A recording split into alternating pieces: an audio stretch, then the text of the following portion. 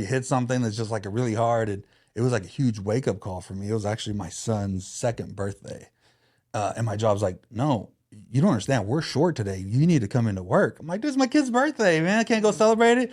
They're like, you're gonna have to celebrate after. We're short today. If you don't show up, we're gonna consider you AWOL. And that thing like hit me so hard, right? I was like, dude, no matter how good of a job this is, or how, well paying it is, or whatever it is, it's like if I don't have the freedom to go to my kid's birthday party without begging for permission and have the time off and trying to work deals with other people to fill in my shift, I was like, it doesn't matter. I was like, this is not it. So at that point, it was a huge wake up call, but I didn't know what to do, right? I was like, I know this is not it.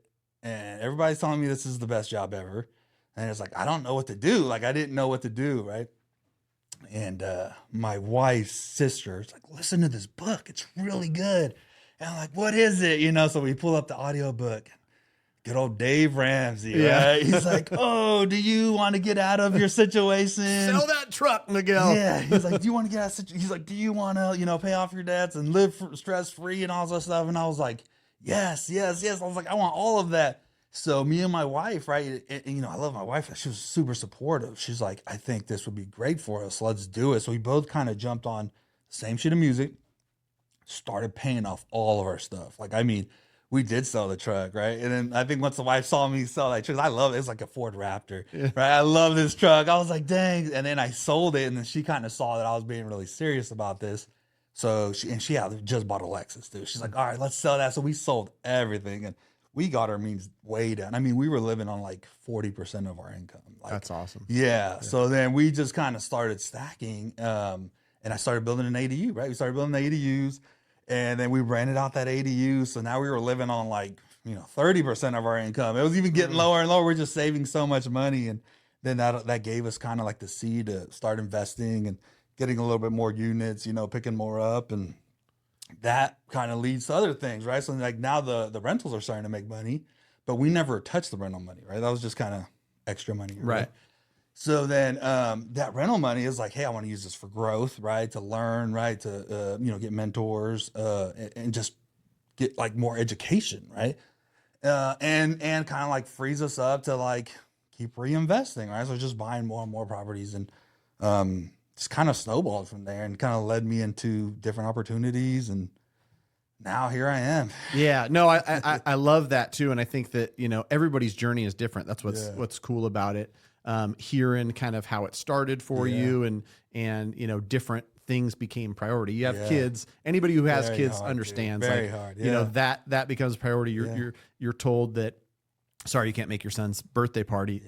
And so you realize like, I'm trading my time for money and they're making the rules. I'm not making the rules. So I know, we talked offline. I'd love to jump into it. Yeah. Great W-2 job, a W-2 job that you love. Yeah. But for that like ultimate freedom, I know part of the plan is, to eventually, retire, quit that job and be full-time into real estate investing. Yes. And I think, there's a lot of people similar to you, I think, where you can run both paths for a little bit and you kind of see like, all right, I've tested real estate. I see how it works. I understand it well enough to know that like this property can produce this much income. And if I am able to, have these marketing efforts return this level of income. Like you, it's not a total, burning the boats and jumping in because you've test ran it for a little bit. So I'd love, personally just to hear from your mouth, like what the plan is for you to make that transition, that big leap, right?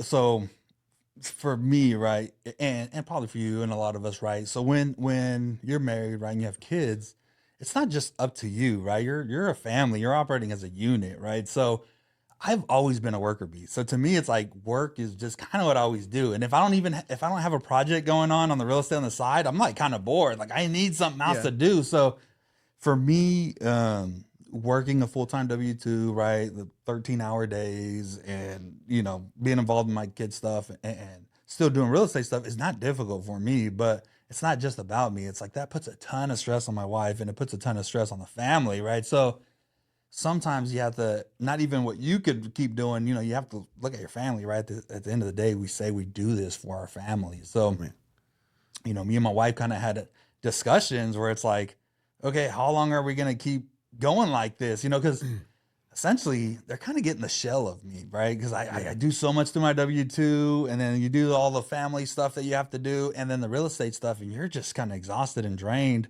So it's like, you know, my wife's told me, like, dude, we're getting the shell version of you, man. Like, so we need to do something. And she's 100% supportive. She's like, can you just focus on real estate? If that's what you want to do, just do that. And, you know, the person inside of me is like, well, I would like to have a couple more rentals, you know, to kind of secure up a little bit more. And she's like, just do it. She's like, I can't keep going two ways. It's too hard for me. So you have to listen to your wife. And I think for me, that's like the big push where we had the discussions like, okay, you know, right now, right, finances is not an issue for us, but it might be, right, if we lose my W-2 income, right? So they're different stress points. And we talked about those, right? And we kind of discussed like, you know, the stress might be money stress now, right? And it's a lot harder, but you know, she's on board with that, and she has a business herself, which does really well. And for us, we're setting ourselves up where once we do this transition, I want to have a year's worth of a runway. So I'm going to give myself 1 year to see if it's something that I could do, right? Because I mean, like I said, I'm doing it part-time right now, and I feel like if I dedicate all my time to it, I should be able to have more results, right? Right. You need to hope, but yeah. And I think, there's something to, you know, making that jump. Yeah. Where, you know, somebody like you who's used to working hard, Yeah. like you're going to definitely take those extra hours and pour it into work. Yeah. You know, if the W-2 is not there, it's going to have to be in real estate, and, you know, more work equals more results for most anything in life. Like I remember when I first got into mortgage in 2014, I was still working nights at the card room that I was managing because I just couldn't afford to go all in 100% commission. Yeah. And so a part of it reminds me of that because I told myself the first month that I have enough closings where it's $1 million in collective loans, I'm going to cut the cord.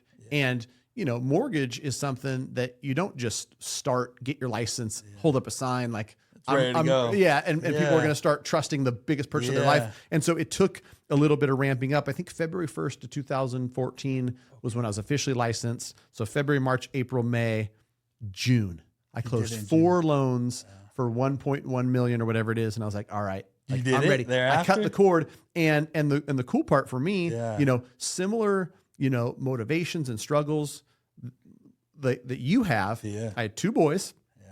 And I had, you know, a family to support with, you know, not only was it like, you know, no more health benefits and 100% commission, but I had all this, you know, weight or pressure, you know, can be a good thing. You know, it causes stress, but it was a motivator to where you didn't have to ask me to go to 5 networking meetings a week. You didn't have to ask me to pick up the phone 50 times a day. Like I was doing it